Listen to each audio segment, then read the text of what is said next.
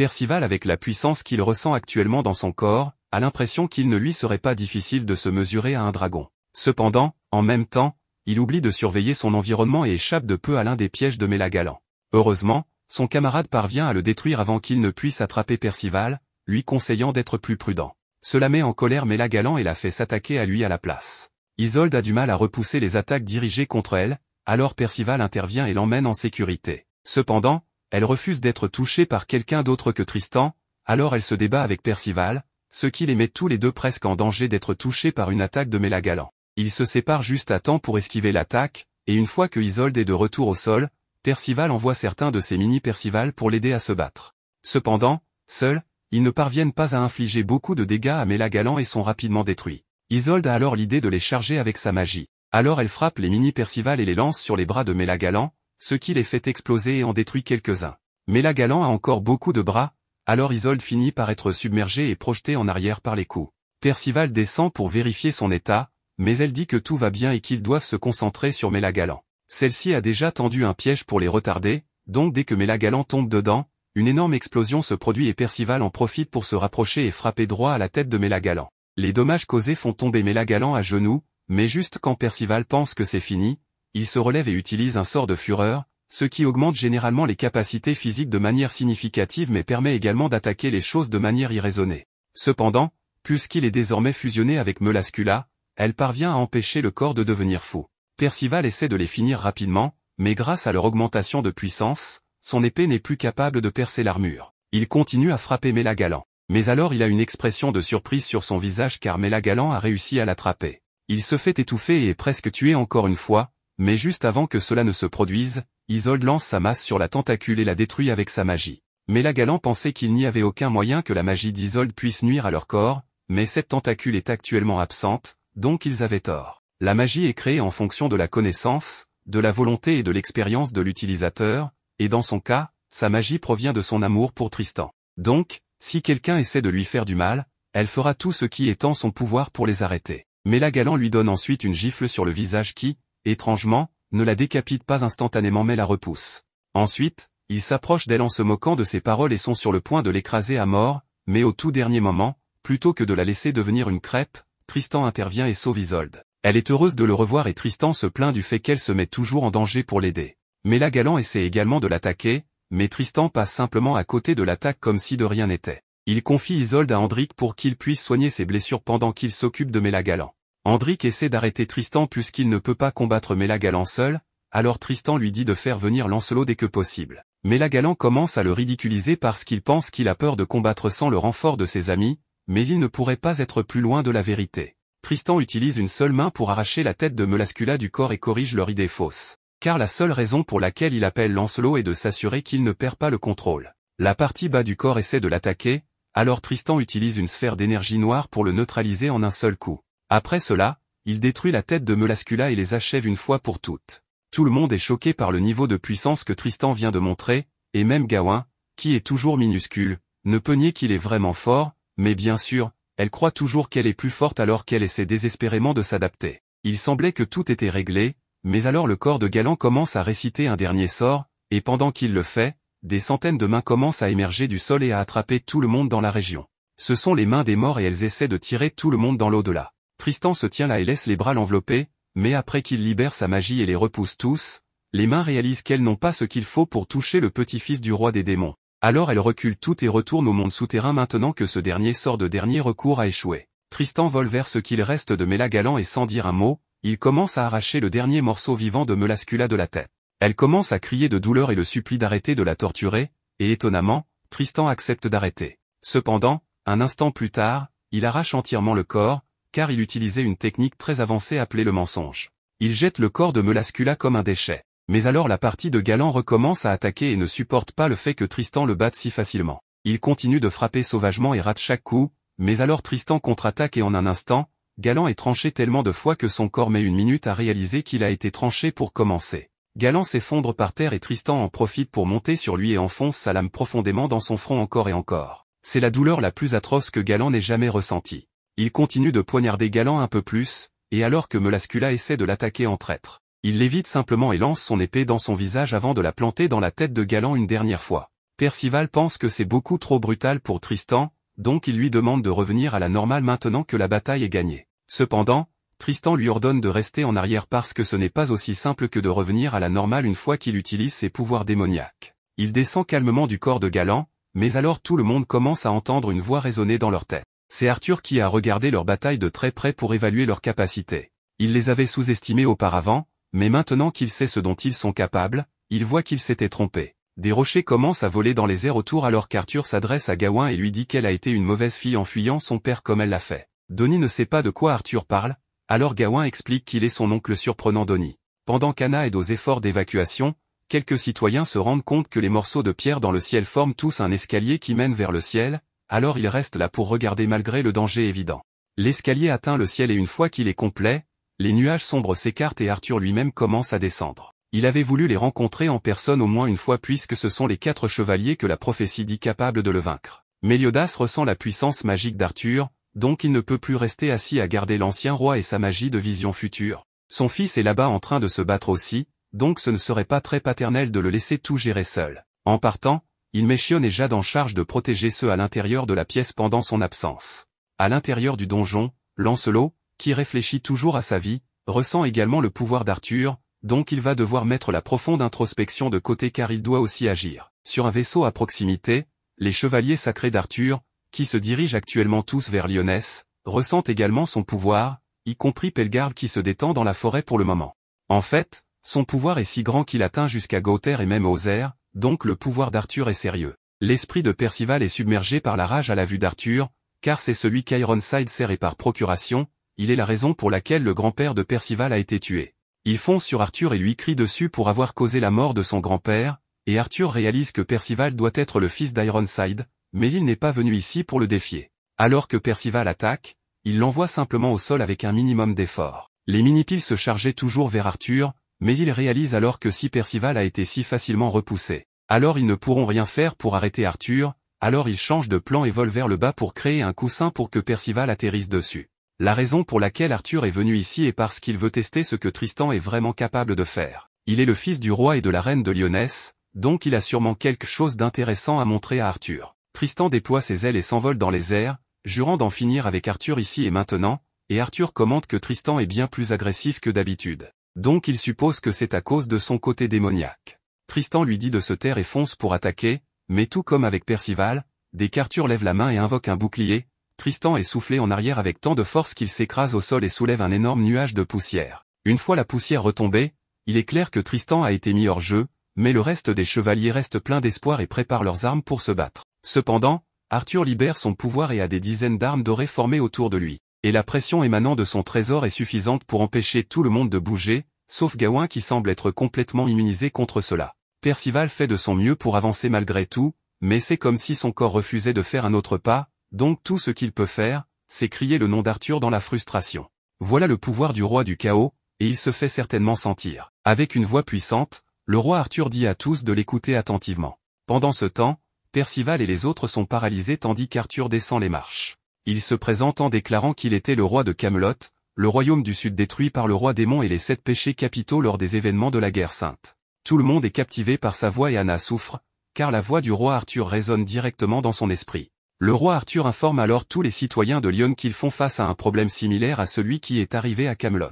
Il commence à manipuler les cœurs des gens en leur rappelant les blessures causées par les récentes guerres, telles que la guerre sainte il y a 3000 ans et celle d'il y a 16 ans. Cela fait pleurer les citoyens en se souvenant de leurs proches morts dans ces guerres. Anna est sous le choc alors que tout le monde est profondément ému par les paroles d'Arthur. Par exemple, l'homme derrière elle dit que sa sœur est morte en le protégeant des démons il y a 16 ans. Arthur dit qu'il est malheureusement impossible de faire revenir les morts et que les blessures du peuple resteront à jamais. Les gens commencent alors à se plaindre de ces paroles cruelles, affirmant qu'ils ont appris à vivre avec leurs souffrances. En réponse, le roi Arthur leur dit que s'ils viennent à Camelot, ils pourront retrouver tous les êtres chers morts lors des guerres et autres événements auxquels ils n'ont pas pu dire adieu. Dans une sorte de vision, il fait voir à chacun de leurs proches, et même Percival voit son grand-père. Arthur affirme que son objectif est le salut de l'humanité, car il se considère comme un messie, mais il ne compte forcer personne et leur demande de bien réfléchir à sa proposition. Pendant ce temps, il dit que les 7 péchés capitaux, les héros qui ont sauvé le royaume, sont une alliance de différentes races et qu'ils trahiront sûrement les humains. Mais soudain, quelqu'un attaque le roi Arthur. Arthur dit que cela devait être attendu de l'un des chevaliers prophétisés, et encourage tout le monde à l'attaquer sans crainte. On découvre que c'est Tristan qui l'a attaqué, lui disant que ses mensonges le dégoûtent. Cependant, Arthur le sous-estime en disant qu'il n'est qu'un jeune garçon, et lance une attaque contre lui. Mais ensuite, quelqu'un de spécial contre-attaque. Oui, mesdames et messieurs, il s'agit de Méliodas, qui dit à Arthur qu'il n'aurait jamais imaginé devoir l'affronter avec son épée de cette manière. Tout le monde est choqué de voir Méliodas se préparer à combattre Arthur. Ce dernier dit à Méliodas qu'il est désolé de devoir dire cela, mais qu'il a décidé d'éliminer toutes les races non humaines afin que les humains puissent atteindre une paix véritable. Il rappelle ensuite à Méliodas certaines paroles qu'il avait prononcées dans le passé, un homme ne doit jamais renier un serment qu'il a fait. Méliodas répond qu'il a aussi dit que, même si quelqu'un s'éloigne du bon chemin, comme dans le cas d'Arthur, les 7 péchés capitaux seront toujours à ses côtés. Alors, Méliodas crie à Arthur qu'il va le réveiller des émotions qui l'ont aveuglé. Arthur se moque de lui en disant qu'il est déjà éveillé et que c'est pourquoi il va l'affronter. Le seul rêve qui est un cauchemar, selon Arthur, est un monde où les humains coexistent avec d'autres races qui ne font que causer des ravages. Il va donc reconquérir ce monde uniquement pour les humains.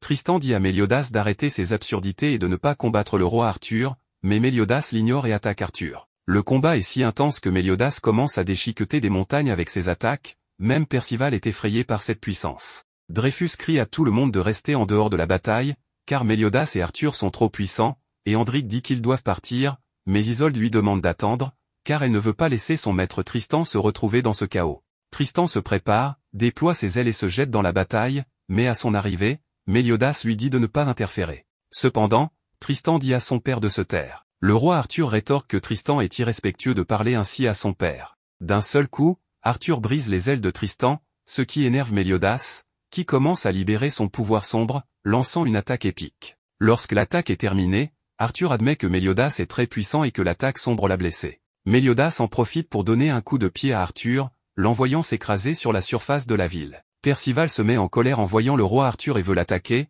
mais Natien lui dit de se calmer, car il n'est pas de taille face au roi Arthur pour le moment. Pendant ce temps, Méliodas demande à son fils s'il est blessé, mais Tristan répond qu'il va continuer à se battre, et Méliodas lui dit qu'il ne le laissera pas faire. Cela pousse Tristan à piquer une crise, affirmant qu'il peut se battre seul, sans dépendre de la puissance de son père. Arthur se moque de Tristan en disant qu'il n'est qu'un enfant qui ne sait rien, et qu'il ne fait que faire perdre du temps à son père dans cette bataille, ce qui laisse Tristan très confus. Arthur dit ensuite à Méliodas que le royaume est en danger et qu'il ne devrait pas s'inquiéter de son fils. Méliodas rétorque en demandant comment il pourrait diriger un royaume sans se soucier de son propre fils.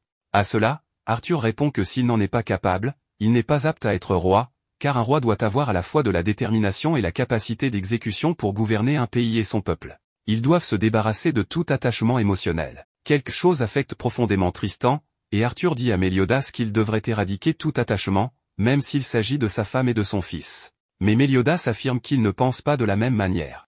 Arthur dégaine son épée pendant que Méliodas tente d'arrêter la souffrance de son fils. Arthur dit à Méliodas qu'il va mourir en essayant de protéger son fils. Percival crie à Méliodas d'être prudent, et Arthur attaque Méliodas avec son épée, mais quelqu'un dit que l'attaque a échoué, et Arthur remarque que son épée est cassée. Quelque chose de fou arrive à Tristan, il s'écrase sur le sol de manière presque humiliante. Ce personnage, qui a brisé l'épée d'Arthur, dit que Tristan est agaçant, puis l'attaque, le laissant inconscient. Méliodas se précipite pour sauver son fils, le rattrapant. Tristan reprend connaissance et son père lui dit que c'est assez de bêtises. Gawain est impressionné que celui qui vient d'arriver ait vaincu Tristan en un seul coup, et Percival demande qui a appelé ce gars. Arthur demande au mystérieux personnage s'il est celui qui a résolu la situation si rapidement, mais il remarque qu'il s'agit de Lancelot, qui est également l'un des 4 chevaliers de l'Apocalypse. Pour ceux qui n'ont pas regardé toute la première saison, il était ce renard, ou quoi qu'il ait été, avant de reprendre sa forme humaine. Lancelot demande à Arthur s'il est bien le roi Arthur, et ce dernier lui répond s'il y a un problème avec ça. Gawain dit qu'il sait que Lancelot est puissant, mais que son adversaire est extrêmement fort. Lancelot dit à Méliodas de lui laisser cette bataille, et soudain, il brise le nez du roi Arthur sans même bouger, et lui assène un coup de poing plus rapide que Flash ne le ferait. Arthur essuie le sang, mais Lancelot apparaît derrière lui et lui donne un super coup de pied. Tout le monde est encore plus choqué que lorsque je suis allé aux toilettes sans tirer la chasse. Après avoir vu cela, Méliodas dit à Lancelot qu'il lui laisse la bataille. Lancelot est un peu surpris, car le roi Arthur a la capacité de restaurer son épée. Arthur demande à Lancelot s'il a fait quelque chose pour nourrir une rancune, mais sans attendre la réponse de Lancelot, Arthur attaque immédiatement, divisant un bâtiment en 2. Lancelot dit à Arthur que son épée semble intéressante. Arthur répond que peu importe combien de fois la lame se brise, elle renaîtra, et elle s'appelle l'épée du chaos divin. Lancelot demande alors au roi Arthur si ses dents repoussent également. Lancelot frappe Arthur si vite qu'il lui casse les dents en une milliseconde. Tout le monde est terrifié par ce qui se passe, et le regard d'Arthur change alors qu'il dit à Lancelot que cette bataille sera très amusante. Lancelot remarque qu'Arthur peut régénérer n'importe quelle partie de son corps grâce au pouvoir du chaos qu'il détient en lui, mais il lui demande pourquoi son bras droit est toujours une prothèse, un bras qui avait été dévoré par un chat lors de la dernière guerre sainte. Arthur répond que ce n'est pas qu'il ne peut pas le régénérer, mais que cela lui sert de rappel du prix de la faiblesse. Lancelot rétorque qu'il espère que ce ne sera pas une excuse si Arthur perd, en disant que c'était à cause de sa prothèse. Arthur commence alors à attaquer Lancelot en disant que la jeunesse est ignorante, cruelle, et manque d'affection. Mais Lancelot le cloue immédiatement au sol et lui demande de quoi il parle. Tout le monde est stupéfait par ce qui se passe. Natien dit que Lancelot est en train de rivaliser, voire de surpasser, le roi Arthur en termes de puissance. Le prince Tristan reconnaît que les capacités de Lancelot dépassent largement les siennes et se rappelle qu'il y a 6 ans, Lancelot avait été enlevé dans le royaume de Benwick, mais 3 ans plus tard, il était revenu sain et sauf, avec des pouvoirs terrifiants. Tristan raconte que Lancelot n'a jamais voulu parler de ce qui lui était arrivé pendant son absence, mais son pouvoir rivalise désormais avec celui des 7 péchés capitaux. Lancelot attrape une des épées du roi Arthur, qui se lance à l'attaque, mais Lancelot réplique avec une attaque appelée la route étincelante, frappant Arthur durement et détruisant l'épée empruntée. Mais soudain, Arthur contre-attaque avec son pouvoir du chaos et dit à Lancelot qu'il n'est pas assez fort pour le vaincre. Ce pouvoir sombre frappe également Méliodas, qui demande à Arthur si son pouvoir du chaos ne lui rappelle pas sa propre faiblesse. On voit alors que du bras droit d'Arthur, le pouvoir du chaos prend la forme de démons ou de monstres. Arthur explique que ces créatures ont pris le contrôle de son bras contre sa volonté. Méliodas regrette de ne pas avoir séparé Arthur du chaos il y a 16 ans. Cette puissance répugnante enveloppe maintenant toute la ville. Lancelot réapparaît, et Arthur lui demande s'il comprend la différence de niveau de puissance entre eux, mais Lancelot répond qu'Arthur ne sait rien de lui non plus. Soudain, Lancelot entre en mode ultra instinct, et tout le monde est émerveillé par la pression magique qu'il exerce. Les monstres du chaos fuient sous l'effet de cette pression. Tristan crie à Lancelot que lui seul peut vaincre Arthur. Pendant ce temps, les citoyens sont terrifiés par quelque chose qui apparaît dans le ciel, un immense vaisseau volant. Dreyfus et Hendrik réalisent que ce sont les chevaliers du chaos de Camelot, et même le père de Percival est parmi eux. Les chevaliers du chaos demandent à leur roi, Arthur, d'arrêter de jouer et de retourner avec eux, car une confrontation complète n'est pas conseillée pour le moment. Arthur, avec ses sens ultra développés, ressent que 4 des 7 péchés capitaux sont prêts à l'attaquer depuis 3 endroits différents à des milliers de kilomètres. Les citoyens, ne pensant qu'à leur propre bien-être, demandent à Arthur de les emmener avec lui à Camelot. Anna leur rappelle qu'Arthur est celui qui a détruit leur pays. Arthur continue de parler télépathiquement avec ses chevaliers et leur dit qu'il va les rejoindre. Mais soudain, Lancelot transperce la poitrine d'Arthur. Ironside dit aux autres chevaliers de ne pas s'inquiéter et de poursuivre leur plan de retour, tandis qu'Arthur, souriant, fait ses adieux à Méliodas. Arthur disparaît du champ de bataille, disant à Lancelot qu'il sait qu'ils sont les 4 chevaliers de l'Apocalypse et qu'il les éliminera un par un.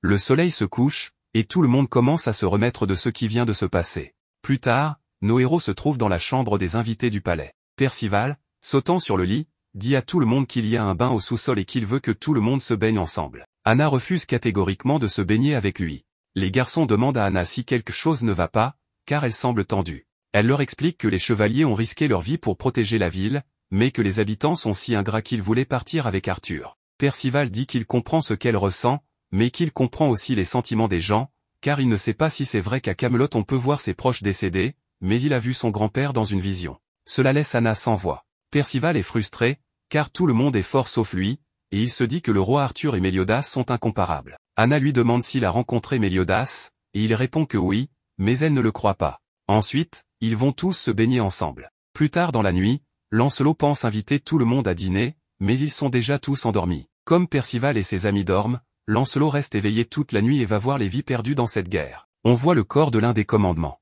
Lancelot reste très sérieux face à la situation, mais soudain, une fille apparaît et lui dit qu'au total, 2 chevaliers sacrés, 3 géants, 7 fées et 1 prisonnier sont morts. Elle se jette là où se trouvent les corps, disant que ce sont peu de pertes, compte tenu du fait qu'ils ont affronté le roi Arthur et 2 commandements, en faisant référence à Mélagalan et Melascula. Elle ajoute ensuite que les commandements ont été manipulés par le roi Arthur et que c'est impressionnant qu'ils aient subi une autre défaite, malgré leur puissance. Lancelot lui demande si elle prie pour le bien-être de ces gens et dit qu'il ne s'attendait pas à moins de sa part, mentionnant qu'elle était qui. Elle répond à Lancelot qu'elle ne prie pas pour les commandements, mais qu'elle éprouve de la compassion pour eux. Elle lui dit qu'elle est déçue de lui parce qu'il a laissé le meurtrier s'échapper et a permis que le prisonnier soit tué, disant que c'était une énorme erreur. Ces mots dérangent un peu Lancelot. Elle lui dit qu'il n'a aucune idée de l'impact que cela a sur les gens, mais il réplique qu'elle ne comprend pas ses sentiments, la traitant de vieille bique. À la fin, elle lui dit que lire les pensées et comprendre les sentiments sont deux choses différentes, et lui conseille de prendre un peu d'air frais de nuit pour lui éclaircir les idées, en l'appelant un gamin avant de partir. En regardant la lune, Lancelot se souvient d'une femme qui lui a dit qu'elle l'aimait et qu'elle ne savait pas ce qui arriverait si ses sentiments pour lui devenaient publics, ce qui pourrait l'empêcher de rester à ses côtés. Ces souvenirs éveillent fortement les sentiments de Lancelot, et il se rappelle être plus jeune, embrassant cette fille qui lui avait dit qu'elle lui appartenait. Ces souvenirs font sourire Lancelot, en disant que cette fille était très étrange et qu'elle avait l'habitude de lui dire qu'elle l'aimait parce qu'elle était sa fan et avait entendu beaucoup de choses sur lui. Pendant ce temps, ailleurs, le fils de Méliodas s'entraîne toute la nuit. Il se plaint que son père le traite toujours comme un enfant, empestant à ce sujet. Pendant ce temps, Gawain pleure en se souvenant des paroles que son frère aîné lui disait. Enfin, l'aube arrive, et nos héros semblent avoir été invités à rencontrer le roi Méliodas. Anna est inquiète parce qu'elle ne pensait jamais rencontrer Méliodas, tandis que Percival dit qu'il a encore sommeil. Plus tard, il se trouve devant la salle d'audience, et le chevalier gardien dit à Percival de s'adresser au roi Méliodas avec respect et de l'appeler roi Méliodas. Les portes s'ouvrent, et à l'intérieur de la salle, il trouve la reine Élisabeth et Théti. Élisabeth les accueille chaleureusement, et Théti leur dit qu'elle est la reine Élisabeth. Percival dit qu'elle est belle, tandis qu'Anna dit qu'elle a déjà vu son visage quelque part. Il réalise alors qu'elle est la mère du prince Tristan. Élisabeth est vraiment éblouissante, et elle les remercie d'avoir combattu pour le royaume la veille. Le naïf Donny flirte pratiquement avec elle. Anna demande si le roi Méliodas n'est pas présent, et Méliodas apparaît, souriant joyeusement à tout le monde. Anna demande qui est ce garçon, et Percival lui dit que c'est Méliodas. Elle dit que ce n'est pas possible, que le roi Méliodas ne peut pas être ce petit gars. Natien dit qu'il s'agit peut-être du frère de Tristan, et la reine Élisabeth confirme qu'il s'agit du roi Méliodas, son mari. Méliodas leur dit que Tristan est leur fils. Anna ne comprend rien, car l'image qu'elle avait du roi Méliodas était différente, et elle est très triste, car son idéal de Méliodas a été brisé. Méliodas leur dit de passer au sujet suivant, disant qu'il a entendu de Lancelot qu'ils ont travaillé dur en tant qu'équipe, remerciant Anna, Donny et Natien d'avoir aidé Percival à arriver à Lyonesse. Percival dit que oui, c'était grâce à eux, mais lorsqu'ils se tournent pour les regarder, ils ont des visages tristes. Percival demande ce qui ne va pas, et le roi Méliodas lui dit de le laisser dire quelque chose de cruel. Il leur demande s'ils sont prêts à dire au revoir, ce à quoi Percival demande ce que cela signifie. Anna dit que c'est la triste réalité, et Natien dit qu'au fond de lui, il le savait déjà. Percival demande de quoi il parle. Anna dit à Percival qu'il est l'un des 4 cavaliers de l'Apocalypse de la prophétie, mais malheureusement, ils ne le sont pas encore. Natien ajoute qu'ils ne sont même pas des chevaliers sacrés, et Donny précise que si Percival continue avec eux, cela ne fera que retarder son chemin. Percival commence à pleurer en demandant de quoi il parle. Anna lui dit qu'il devrait comprendre. Il répond qu'il n'a même pas pu aider lors de la bataille d'hier, donc ce qu'ils lui disent n'est qu'une excuse. Il commence à demander à chacun d'eux s'ils sont de vrais amis. Donny lui crie de ne pas être un pleurnichard et le frappe au sol, lui disant qu'il est celui qui doit sauver ce monde désormais. Il lui dit qu'ils sont bien sûr ses amis, que c'était une question stupide. Natien, en pleurant, dit qu'il voulait aussi voyager avec lui. Anna lui dit qu'un jour elle deviendra chevalier sacré et qu'ils pourront se battre ensemble, lui demandant de l'attendre jusqu'à ce grand jour. Percival pleure en tenant la main d'Anna, et ils pleurent tous avec lui. Méliodas leur dit qu'il pense qu'ils comprennent mal la situation. Anna lui crie de lui dire ce qu'ils pourraient mal comprendre. Élisabeth apporte une épée à Méliodas, et il la dégaine, demandant à Natien, Donny et Anna de s'approcher de lui et de s'agenouiller. En s'approchant d'eux, il leur dit de ne pas bouger, plaçant l'épée à côté d'Anna. Il dit qu'en tant que roi de Lyonesse, il nomme Anna chevalier sacré. Il nomme également Donny chevalier sacré, et enfin, il nomme Natien chevalier sacré. Puis, il dit à Percival que c'est son tour et le nomme chevalier sacré des 4 cavaliers de l'Apocalypse. Il lui sourit avec un regard ferme alors que Percival pleure. Méliodas ordonne à Anna et aux autres d'aider Percival, ce à quoi Anna répond qu'il parlait d'un adieu il y a un instant. Méliodas leur dit que c'est un adieu à une vie normale jusqu'à la fin de cette guerre. Il leur explique que le destin du monde est maintenant entre les mains d'enfants comme eux, ce qu'ils regrettent, mais pour protéger Britannia, il a besoin de leur aide. Ils acceptent tous et forment une nouvelle équipe appelée l'équipe Percival. Méliodas dit ensuite aux enfants qu'il va les emmener à la salle des opérations. Il ouvre la porte où les autres chevaliers sacrés sont rassemblés. Ils se plaignent que l'équipe Percival est encore en pyjama. Tristan leur demande s'ils ont bien dormi. Lancelot dit à Percival de s'asseoir à côté de lui, et la première chose que Percival demande est si tout le monde a pris le petit déjeuner. Méliodas dit que tout le monde est déjà rassemblé, mais Percival remarque que Gawain manque à l'appel. Cependant, elle apparaît, et la femme qui la porte, Isolde, demande si Gawain fait vraiment partie des cavaliers de l'Apocalypse.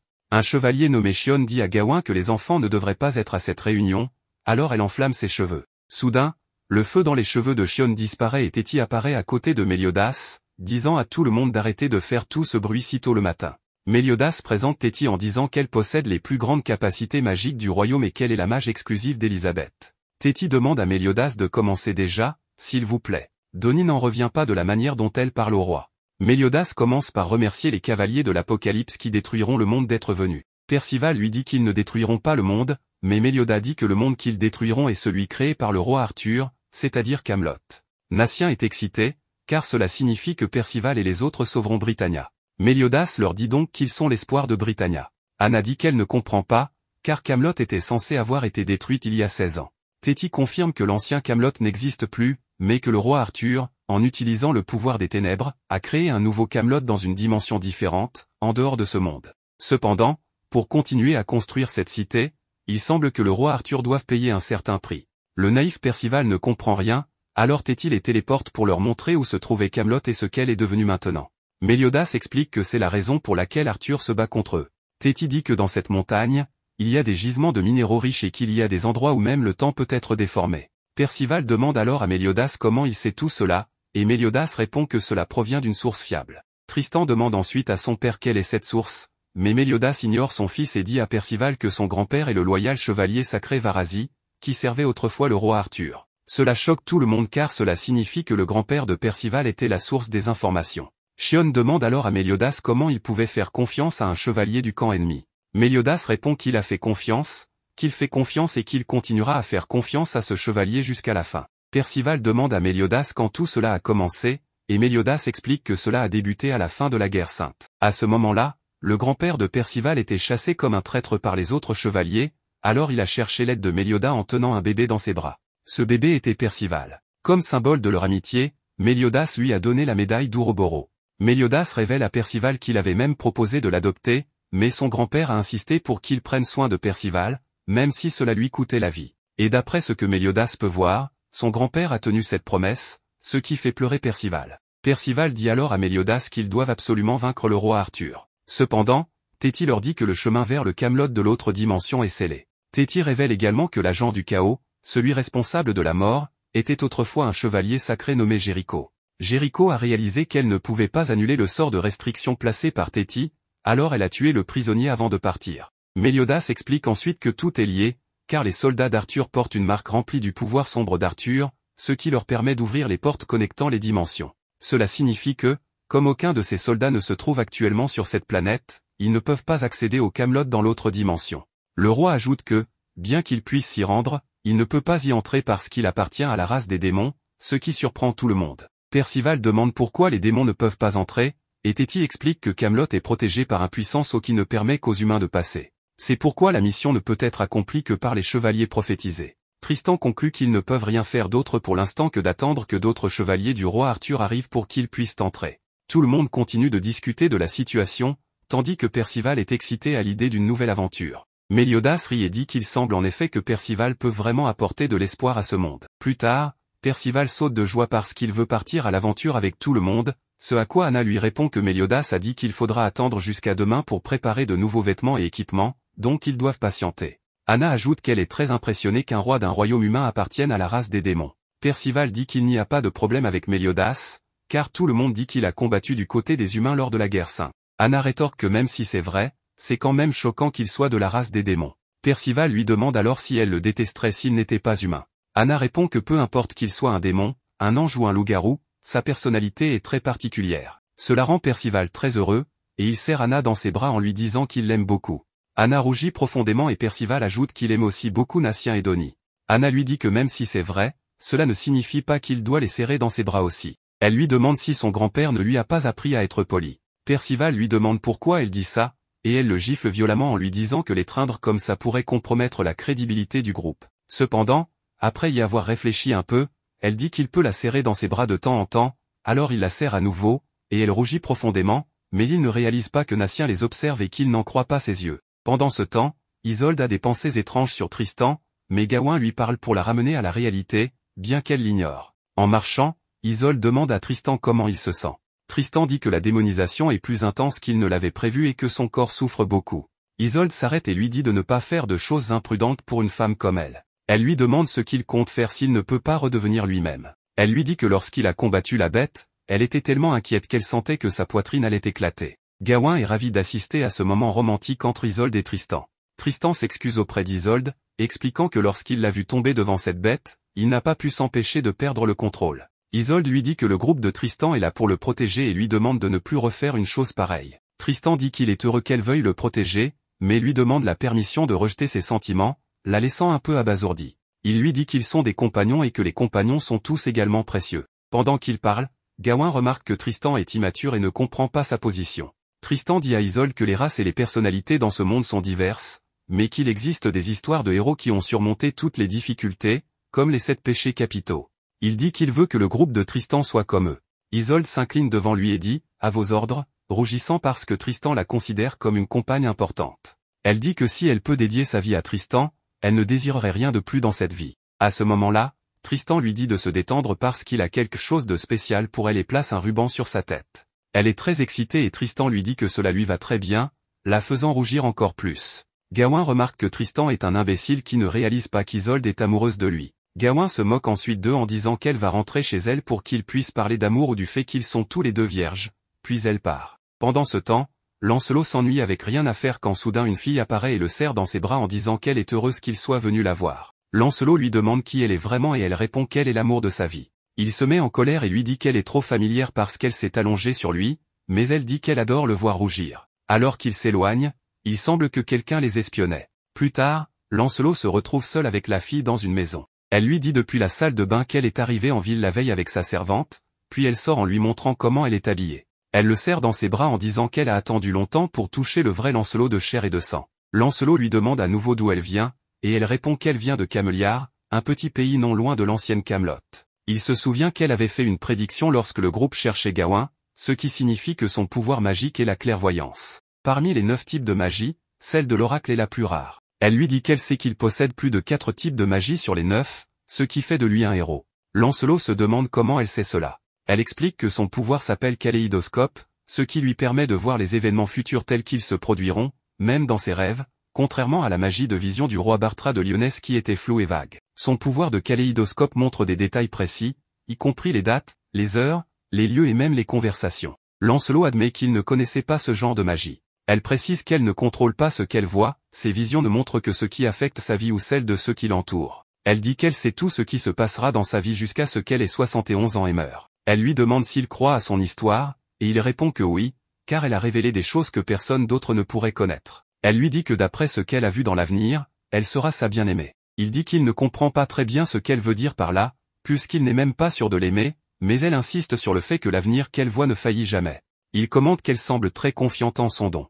Elle lui dit qu'elle l'a rencontré des centaines de milliers de fois dans ses rêves. Elle raconte que la première fois qu'elle l'a vu, il avait 16 ans, qu'ils se sont rencontrés en secret dans la tour lorsqu'il avait 18 ans, qu'ils ont partagé leur premier baiser à 19 ans, et qu'il deviendra célèbre à 23 ans. À ce moment-là, elle commence à pleurer parce que quelque chose se passera lorsqu'il aura 23 ans, et ils devront se dire adieu. Cela effraie Lancelot, et elle lui dit qu'elle a vu un avenir qu'elle ne voulait pas voir. Soudain, elle s'évanouit, mais Lancelot la rattrape. Quand elle reprend connaissance, elle se met à pleurer. Plus tard, alors qu'ils marchent ensemble, elle lui dit que les rêves désagréables l'ont presque rendue folle, mais que son existence lui fait du bien. Elle dit qu'elle a toujours espéré le rencontrer un jour et que maintenant qu'ils sont ensemble, elle peut tout endurer. Lancelot lui demande si quelque chose de douloureux va se passer, mais elle ne répond pas, disant seulement que pleurer lui a fait du bien.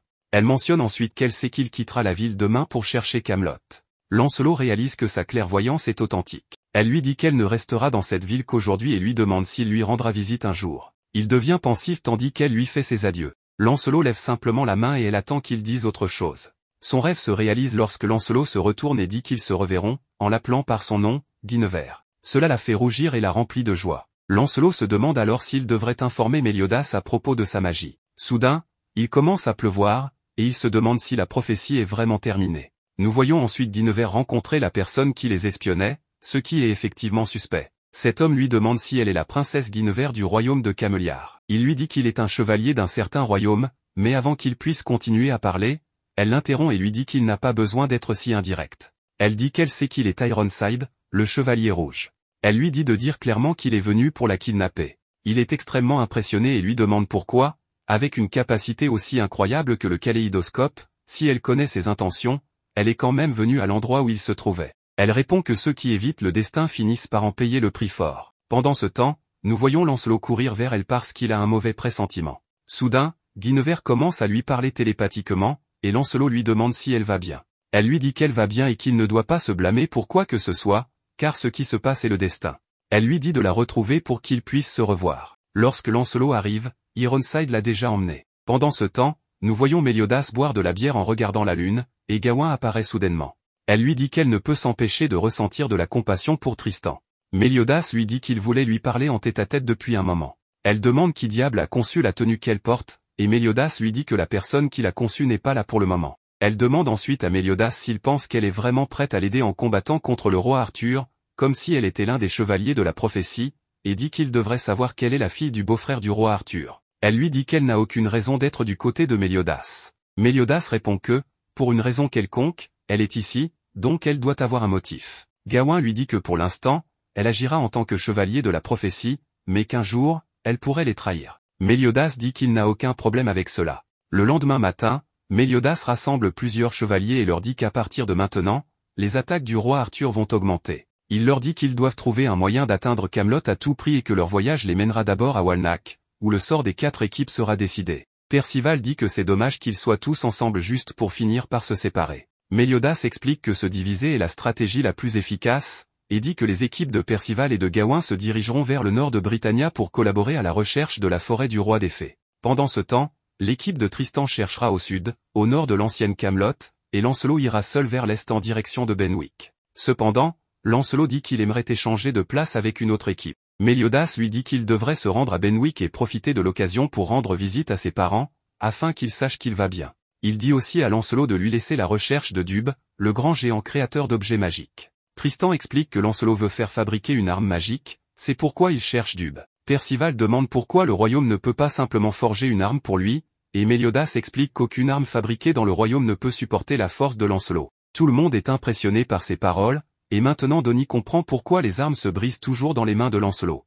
Méliodas dit à tout le monde qu'à partir de maintenant, des ennemis plus puissants et des défis plus grands apparaîtront, et il leur ordonne de faire tout ce qui est nécessaire pour accomplir la mission. Percival promet de réussir la mission, et les autres le taquinent parce qu'il est si enthousiaste. Méliodas dit à Percival qu'en lui donnant cette épée, il lui confie sa vie, car l'épée contient une partie de l'artefact qui a autrefois scellé les démons. Plus tard, à la sortie du royaume, Méliodas dit à son fils de ne rien faire d'imprudent.